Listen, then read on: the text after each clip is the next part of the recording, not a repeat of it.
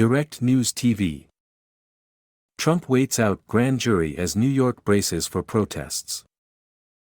New York, AP, facing the possibility of criminal charges, Donald Trump waited it out in Florida on Tuesday as New York braced for disruptions that could follow an indictment. Republican contenders in the 2024 race sized up the impact a prosecution could have on a campaign in which the former president is a leading contender. Trump over the weekend claimed without evidence that he would be arrested on Tuesday, but there was no indication that prediction would come true.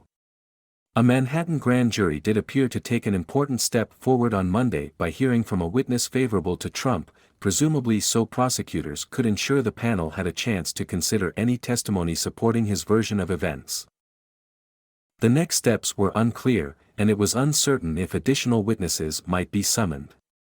But a city mindful of the riot by Trump loyalists at the U.S. Capitol more than 2 years ago took steps to protect itself from any violence that could accompany the unprecedented prosecution of a former president. Monday's testimony from Robert Costello, a lawyer with close ties to numerous key Trump aides, appeared to be a final opportunity for allies to steer the grand jury away from an indictment. Costello was invited by prosecutors to appear after saying he had information to undercut the credibility of Michael Cohen, a former lawyer and fixer for Trump who later turned against him and then became a key witness in the Manhattan District Attorney's investigation. Costello had provided Cohen legal services several years ago after Cohen himself became entangled in the federal investigation into the hush money payments.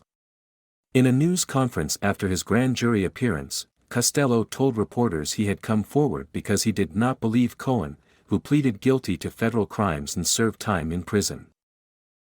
If they want to go after Donald Trump and they have solid evidence, then so be it, Costello said. But Michael Cohen is far from solid evidence. Responding on MSNBC, Cohen said that Costello was never his lawyer and he lacks any sense of veracity. There were no signs that Costello's testimony had affected the course of the investigation.